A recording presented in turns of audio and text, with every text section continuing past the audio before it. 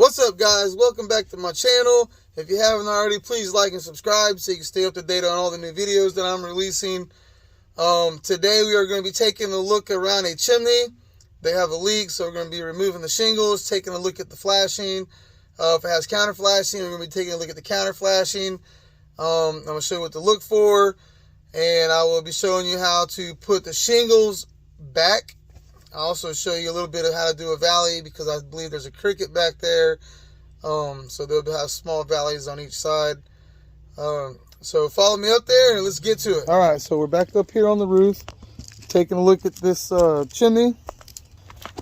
And you can see just off top, there's absolutely no tar in the side of this valley here at all. No tar in this valley either. So if you have a leak at your house and you got a cricket, that's one of the things you want to look for. So what we're going to do today is we're going to remove these shingles from the bottom all the way up just past the top of this cricket. So we're going to want to remove this shingle, just the very first shingle on top of the ridge of the cricket. In order to do that, the nails and this shingle will come out, and the nails and this shingle will come out all the way across. We're going to come across the back here and then back down the side. Once the shingles come off, we're going to inspect the flashing. We're going to make sure there's no holes, make sure there's no damage to it. If everything is good, then to reinstall the shingles the proper way. If the flashing is bad, we're going to have to remove the bad flashing and install new 5x5 flashing. So stay tuned.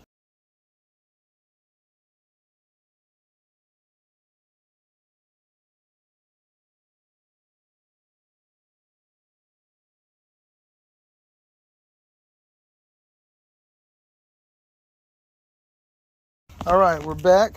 You can see right here where I was telling you earlier, the valley had no tar in it at all. So that's probably why it's leaking.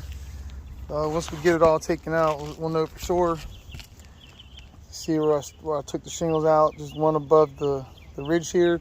So you always want to get your first shingle out across, and then you can just pretty much rip all the rest of them out, as long as you get the nails out that are the one nail and the other shingle that's holding that shingle down.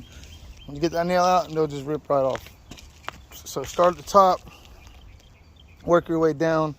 It's a lot easier to get these shingles out. So now that we're into this valley here, I'm gonna go ahead and get this cap off. I'm gonna work on that side there, get it torn down, and then we'll get this whole cricket torn out, all the shingles torn out on this cricket, and go from there. So stay tuned. All right, so we got a good bit of this removed here. All this cricket, the valley's there, all the way to here, back over to there. Coming down through here, you can see these rusty nails. Rust, rust, rust. All this is moisture mark here. So it's definitely getting water up underneath these shingles. If water's getting underneath the shingles, then it's going to be getting into the house as well. So we're going to finish removing these shingles here, see what we got, and then hop on the other side and do the same thing. All right, guys, we're back. We found the problem. It's inadequate tar around the flashing here. Water was getting in, leaking down up underneath the shingles, getting into these holes these nails are at. So everything's about torn off. Still got to clean up around this flashing here and beat down a few more nails. After that, we're going to dry it in with some peeling stick. The flashing on this chimney looks pretty good, so we're just going to probably reuse that. We'll end up tarring that down and installing the new shingles. So right here, you see where they used a shingle, they turned it around and they try to use it for a starter. Well, when you do that, you create this little buckle here. So you're not supposed to use shingles, you're supposed to use starter strips. If you do decide to use the shingles, if you run out of starters or you just need one, cut it back over here and make sure you tar it down on the drip edge. Looks like they just ran short because over here you can see where they have their starter strip. So they might have just ran short right there. They still should have cut it. That's what I would have did. But some people are just in a hurry and trying to get stuff done, I guess. So, all right, we're gonna dry this in. We're gonna beat the nails down. We're gonna clean up this flashing. We're gonna dry it in with peeling stick and get ready to shingle it back. So stay tuned. All right, guys. So I am back. I have everything cleaned up, dried in. So here's our ice and water shield. You can use synthetic or whatever you want to use. I prefer to use the ice and water shield just because I think it's a better product. So we put our ice and water shield down. We tarred our flashing up underneath here. We're not going to tar the backside yet because our shingles are going to run up through here, and the last shingle on this side is going to go up underneath this piece of flashing. So once that shingle goes underneath the flashing is going to get nailed down, and then we can tar the top of this flashing right here and put our shingles on. So we're just leaving that up for now. We're going to put our shingles, boom, flashing down, nailed. Then we're going to tar the backside and then hit up into these valleys and then start building our way out from there. All right, so we have our shingles ran up the side of the chimney here. We got this last shingle. It's cut to slide up underneath there, tars underneath there. Underneath this piece of flashing here. We tarred underneath between the flashing and the shingle here. A couple nails to hold it down. So that's done. The next step will be we're going to tar up the sides back here by the cricket and start running our shingles into this valley. Okay, so our shingles are ran up. We have our tar on our flashing here. Our last shingle here is ran up underneath this piece of flashing and it's tarred down. So the very next thing that we do is we start running our cricket shingles through the valley. So usually one shingle will work. It'll go all the way through. So on these smaller ones, you do not want to nail from the valley over. You don't want to nail there. You want to nail from the valley. Start 6 inches over and then slap your nails in.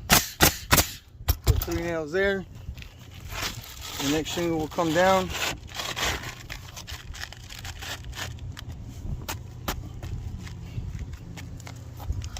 Once the next shingle's in there, this one you can probably put a couple in the top there. And you can nail anywhere on this outside here, because all that's getting covered up with your valley shingles. So you carry on all the way to the top, like I did over there, and I'll show you the next step. All right, so the valley is now tarred. You want to stay about 6 to 8 inches out of the center of the valley. So here's the center of our valley. You want to tar just outside of that. You put any tar in the dead center, it's going to bleed out, and you're going to be able to see it, and it's going to be ugly. So stay 6 to 8 inches on the right, away from it. Put your shingle in. When you nail your shingles, you want to just stop about 8 inches to a foot short of the valley, because you're going to be cutting it down the center here. Now there's 3 different ways to do a valley. You can do the California cut, you can do the weave, or you can do the regular cut. The California is the easiest to do, but if you're doing a repair and it wasn't already done in a California type of valley, I don't recommend doing it because it just makes it harder to do. So a cut valley would be the next easiest. If you're doing repair, just do a cut valley. If you're doing a new roof, definitely do the California because it's a lot quicker and easier to do. So once you get your shingle, just gonna slide it up in there like so. Make sure you're on your bond line there. Make sure you're on your bond line here. Usually you can just line your corner up here with this shingle and then just work that side onto the line. Put your couple nails, boom, boom, boom.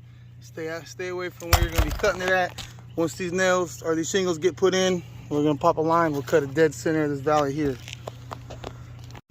All right, so we have our shingles ran up through the valley, across this way, field shingles running across that way. Popped our line. Popped our line over there. Now I like to do my line just a little shy of this corner. That way it gives a good little water channel right here. About 1 inch, 3/4 of an inch. If you do it too tight, water's gonna sit there and it's gonna build up before it decides to run off. So I give it just a little bit extra. It's like about a finger's width of it. And the water will just shed. It's not gonna build up. You shouldn't have any leaks. So next step, we're gonna cut this. The chalk line's at, and get that cut. We're gonna run these couple shingles here. When you get to this point, the most important thing is having this row, which is the very next row of shingles here, match up with this shingle here. So you wanna make sure you have a nice straight line. You don't want it to be jagged, one sitting higher, one sitting lower. And make sure it's nice and even. And we'll put these last few shingles on, the ridge cap here, and then we'll be done with it. Okay, the valley's cut, both sides is cut. You have no bleed out on the tar, so that's really good. Pro tip, when you're doing chalk lines on the shingle roof, do not use red chalk, because red chalk will never go away. It'll always stay on the roof. So use a yellow or a blue, anything that is not permanent. Red chalk is permanent, don't use it. All right, so the next step here is putting the ridge cap on before we go any further, because the cap's got to go up underneath this row of shingles here. So we use the hip and ridge cap, which is a breakaway. The best way to do it is just flip it over, hit it in the crease right there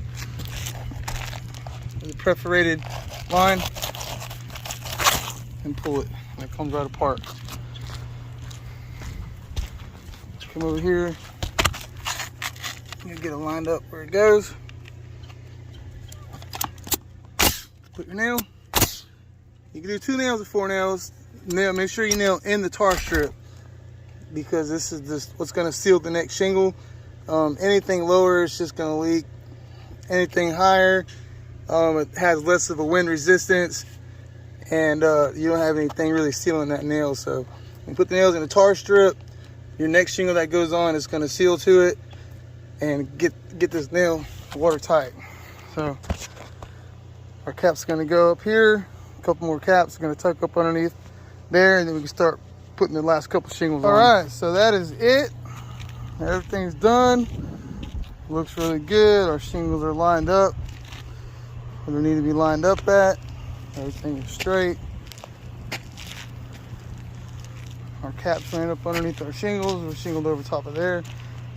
The last thing to do, and just don't forget to tar the old shingle, the very last shingle down, which should be this one right here that tied into the new shingle, and the one right above that. And make sure you tar those down, or else they're gonna blow off. So that's it for today. Thanks for watching. I'm gonna do a whole video on how to do a valley from start to finish, coming up sometime soon. I'm not sure when. Just stay tuned. Please like and share my videos. If you like them, share them. And thanks for watching. Everybody have a good day.